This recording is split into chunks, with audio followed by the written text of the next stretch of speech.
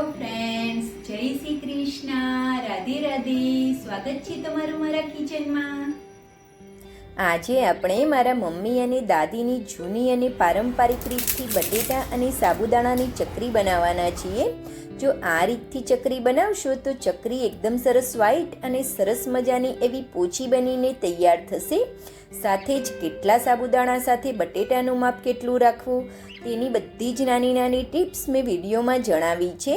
તો વિડીયોને સ્કીપ કર્યા વિના એન્ડ સુધી જરૂરથી જોજો. તો ચાલો બનાવવાની શરૂઆત કરીએ.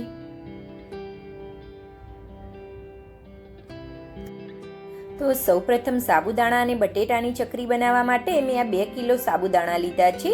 તેને 2 થી 3 પાણીથી સરસ એવા ધોઈ અને રાત્રે પલાળીને રાખ્યા હતા અને આપણા સાબુદાણા સરસ એવા પલળી ગયા છે. આ રીતે દાણો દબાવીએ તો સરસ એવો મેશ થઈ જાય છે, મીન્સ કે આપણા સાબુદાણા સરસ એવા પલળી ગયા છે.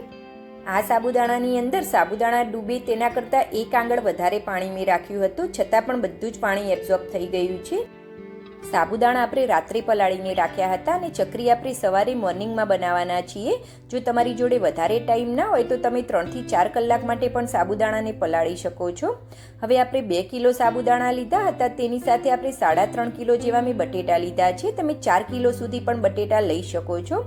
હવે બટેટાને આપણે વચ્ચેથી 2 પીસ કરી લીધા છે, જેથી બટેટા આપણા એકદમ ફટાફટ બફાઈ જશે. આ બટેટાને આપણે થોડાક વધારે ઓવરકુક કરવાના છે, થોડાક વધારે બાફવાના છે, જેથી આપણા સાબુદાણાની અંદર સરસ એવા મેશ થઈ જશે અને સરસ મિક્સ થઈ જશે. જે આપણે રેગ્યુલર સબ્જી માટે બટેટા બાફતા હોય તેની કરતાં વધારે ઓવરકુક કરવાના છે. હવે તેની અંદર બટેટા બફાય એટલું પાણી એડ કરી દેવાનું છે. હવે કુકરને બંધ કરી અને ગેસ ઉપર આપણે કુકરને રાખી દઈશું અને 6 થી 7 વિસલ કરી લેવાની છે, જેથી બટેટા આપણા સરસ એવા બફાઈ જશે. આ બધી જ નાની નાની ટિપ્સ ફ્રેન્ડ્સ મારા મમ્મીની છે. અમુક રેસીપી એવી હોય છે ને ફ્રેન્ડ્સ, જે આપણને પેઢી દર પેઢી વારસામાં જ મળતી હોય છે, જેને સ્પેશિયલ શીખવાની જરૂર નથી હોતી. તો આપણા બટેટા સરસ એવા બફાઈ ગયા હતા, તેને મેં છોલી અને આ રીતે આપણે મેશ કરી લેવાના છે. આ રીતે બટેટાને આપણે થોડાક ઓવરકુક કરવાના છે, જેથી સરસ એવા મેશ થઈ જશે. તો મેં આ રીતે પાઉંભાજીના મેશરથી સરસ એવા મેશ કરી લીધા છે. જો તમારા બટેટા સરસ એવા કૂક ના થયા હોય તો તમે જે દૂધી ખમણવાની ખમણી આવે છે તેની મદદથી ખમણી પણ શકો છો. હવે મેં આ 200 ગ્રામ જેવા જે મીડિયમ તીખા મરચાં આવે છે તે લીધા છે. તેને આપણે આ રીતે ચીલી કટરની અંદર ક્રશ કરી લઈશું. તમે મરચાંને મિક્સર જારની અંદર પીસીને પણ એડ કરી શકો છો. હવે સાબુદાણાને મેં એક મોટા વાસણની અંદર લઈ લીધા છે. ગેસ ચાલુ કરી આ સાબુદાણાને આપણે કૂક કરવાના છે. તો સ્લો ગેસની ફ્લેમ ઉપર આ રીતે આપણે કન્ટિન્યુ હલાવતા જઈશું અને સાબુદાણાને આપણે કૂક કરવાના છે. સાબુદાણા પલાળતી વખતે મેં જે પાણી એડ કર્યું હતું તે બધું જ સાબુદાણાએ એબ્ઝોર્બ કરી લીધું છે અને આપણા સાબુદાણા બિલકુલ ડ્રાય થઈ ગયા છે. તો તેની અંદર આપણે આ રીતે થોડું થોડું પાણી એડ કરતા જઈશું અને સાબુદાણાને આપણે કૂક કરવાના છે. જો તમે સાબુદાણા પલાળતી વખતે વધારે પાણી એડ કર્યું હોય અને સાબુદાણા પલળી ગયા પછી પણ ઉપર પાણી તરતું હોય તો તમારે પાણી એડ કરવાની બિલકુલ પણ જરૂર નથી.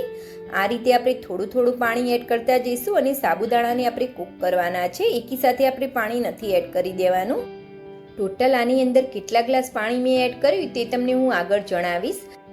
હવે ફરીથી આપણે થોડુંક પાણી એડ કરશું. હજુ પાણીની થોડીક જરૂર છે. તો આ રીતે આપણે થોડું થોડું પાણી એડ કરતા જઈશું અને સાબુદાણાને આપણે કૂક કરવાના છે. સાબુદાણા આપણા જેમ જેમ કૂક થશે તેમ થોડાક ટ્રાન્સપરન્ટ થવા લાગશે અને થોડા સ્ટીકી પણ થવા લાગશે અને મેશી પણ થઈ જશે. આપણા સાબુદાણા સરસ એવા કૂક થઈ ગયા છે. સાબુદાણાને કૂક કરવા માટે મેં ટોટલ 2 થી 2.5 ગ્લાસ જેટલું પાણી અંદર એડ કર્યું હતું. હવે સાબુદાણા આ રીતે સ્ટીકી થઈ જાય અને સરસ એવા કૂક થઈ જાય ત્યારે તેની અંદર જે આપણે બટેટા બાફીને મેશ કરીને રાખ્યા હતા તે બધા જ તેની અંદર એડ કરી દઈશું અને બટેટાને પણ આપણે સાબુદાણા સાથે સરસ એવું મિક્સ કરી લેવાનું છે. તો હવે આપણા બટેટા અને સાબુદાણા પણ સરસ એવું મિક્સ થઈ ગયા છે. તો તેની અંદર આપણે મસાલા કરી લઈશું. તો હવે તેની અંદર જે આપણે મરચાં ક્રશ કરીને રાખ્યા હતા તે અંદર એડ કરી દઈશું. તેની સાથે આપણે 4 થી 5 મોટી ચમચી ભરીને મીઠું એડ કરી દેવાનું છે. 4 થી 5 ટેબલ સ્પૂન જેવું આપણે મીઠું એડ કરવાનું છે, અથવા તો ટેસ્ટ મુજબ તમારે મીઠું એડ કરી દેવાનું છે. આ જે મેં મીઠું લીધું છે તે સિંધવ મીઠું લીધું છે. તમે ઉપવાસમાં જે પણ મીઠું ખાતા હોય તે તમે લઈ શકો છો. તેની સાથે આપણે 4 મોટી ચમચી જીરું અને 4 મોટી ચમચી સફેદ તલ એડ કરી દેવાના છે. હવે બધી જ વસ્તુને બરોબર હલાવી અને સરસ એવું મિક્સ કરી લઈશું, જેથી બટેટા અને સાબુદાણા અને બધા જ મસાલા સરસ એવા મિક્સ થઈ જશે. તો આપણી બધી જ વસ્તુ સરસ એવી મિક્સ થઈ ગઈ છે. બટેટા અને સાબુદાણા બધું જ સરસ એવું મિક્સ થઈ ગયું છે. હવે ચકરી પારવા માટે આપણે જે સેવ માટેનો સંચો આવે છે તે મેં લીધો છે. હવે તેની અંદર જે આ રીતે સ્ટારવાળી ચારી આવે છે તે લેવાની છે અને તેને આપણે આ રીતે તેલથી ગ્રીસ કરી લઈશું. હવે સંચાની અંદર પણ આપણે આ રીતે ફરતે બધે જ તેલ લગાવી દેવાનું છે, જેથી આપણી ચકરીનું મિક્સર તેની અંદર ચીપકશે નહીં. હવે તેની અંદર આપણે જે મિક્સર બનાવીને રાખ્યું હતું તે આ રીતે આપણે ભરી દેવાનું છે. જેટલું મિક્સર આપણા સંચાની અંદર સમાય તેટલું મિક્સર આપણે તેની અંદર ભરવાનું છે. આ રીતે આપણે થોડું થોડું મિક્સર લેતા જઈશું અને સંચાની અંદર આપણે દબાવીને સરસ એવું ભરી લેવાનું છે. તો આપણું મિક્સર ભરાઈ ગયું છે. હવે આપણે સંચાને બંધ કરી દઈશું. હવે આ ચકરીને પાડવા માટે આપણે છત ઉપર અથવા તો જ્યાં વધારે તડકો આવતો હોય ત્યાં આપણે પાડવાની છે ચકરીને. તો હું છત ઉપર આવી ગઈ છું. તો આ રીતે આપણે સંચાને ગોળ ગોળ ફેરવતા જઈશું અને ચકરીને આપણે પાડવાની છે. સોરી ફ્રેન્ડ્સ, તડકો વધારે છે એટલે મારો પડછાયો પણ પડે છે. અને હા ફ્રેન્ડ્સ, આ ચકરીને સુકાતા થોડો ટાઈમ વધારે લાગે છે, એટલે પોસિબલ હોય તો તમારે તેને છત ઉપર અથવા જ્યાં વધારે તડકો આવતો હોય ત્યાં તમારે તેને પાડવાની છે, જેથી ઝડપથી સુકાઈ જશે. તો મેં બધી ચકરી પાડી અને તૈયાર કરી લીધી છે અને મેં આ ક્વોન્ટિટીની અંદર વધારે પાડી છે. તમે 1 કિલોથી પણ ચકરી બનાવી શકો છો. હવે આ ચકરીને આપણે 2 થી 3 દિવસ માટે તડકાની અંદર સરસ એવી સૂકવવાની છે, જેથી ચકરી આપણી સરસ એવી ડ્રાય થઈ જશે અને સરસ સુકાઈ જશે. તો 2 થી 3 દિવસની અંદર ચકરી આપણી સરસ એવી સુકાઈ ગઈ છે. તો મેં 3 દિવસ માટે તડકાની અંદર તેને રાખી હતી, એટલે એકદમ સરસ ક્રિસ્પી થઈ ગઈ છે. આ ચકરીની અંદર આપણે લીલા મરચાંનો ઉપયોગ કર્યો છે, જેથી ચકરી આપણી સરસ એવી વ્હાઈટ બની છે. તમે લાલ મરચું પાવડર પણ અંદર એડ કરી શકો છો. જો તમે ઉપવાસમાં ખાતા હોય લાલ મરચું પાવડર તો તમે અંદર એડ કરી શકો છો. જો ફ્રેન્ડ્સ, આપણી ચકરી સરસ એવી ક્રિસ્પી થઈ ગઈ છે. હવે તેને તળવા માટે મેં તેલ ઓલરેડી ગરમ થવા માટે રાખી દીધું હતું. તેલ આપણું સરસ એવું ગરમ થઈ જાય પછી ગેસની ફ્લેમને આપણે મીડિયમ કરી દેવાની છે.